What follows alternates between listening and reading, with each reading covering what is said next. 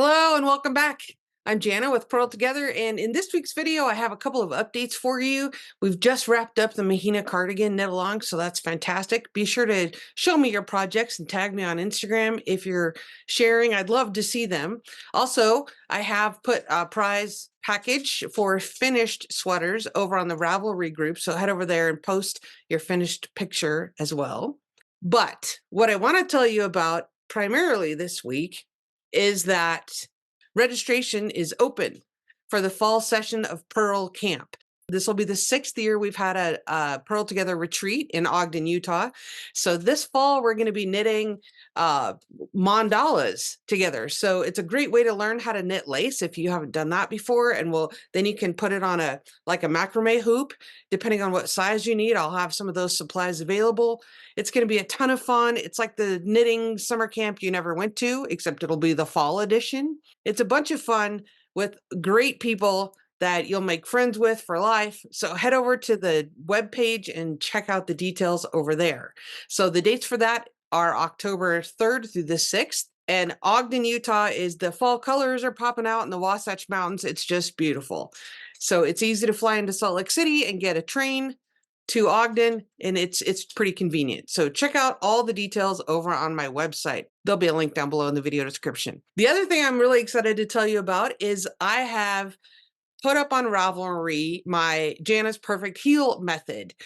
So I'll put the link down below. What's fantastic about it, in my humble opinion, is that it is a heel flap and gusset. However, often the reason that socks don't fit is because they're not the correct length or they're not the correct size around the instep circumference. So it's either too tight or it's a little baggy, and it just doesn't fit right. It doesn't go over your heel, or maybe it's too loose and bunchy right here and then it's uncomfortable.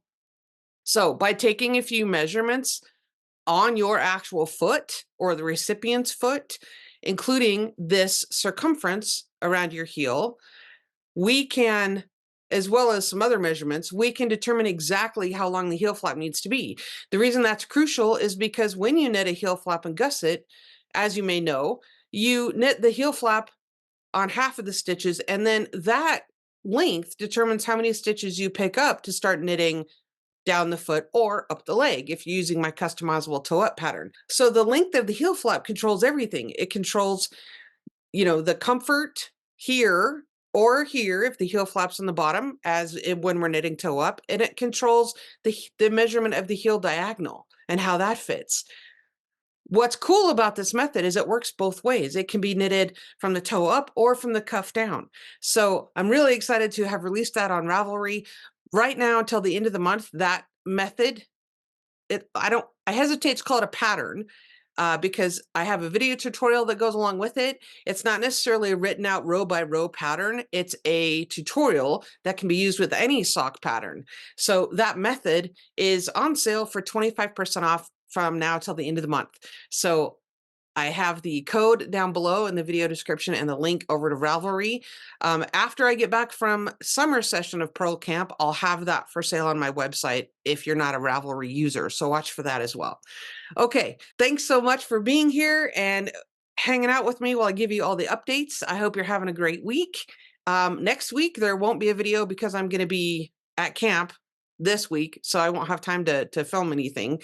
Be sure you hit the little bell notification and that you're subscribed so you'll be notified when a new video pops up. All right.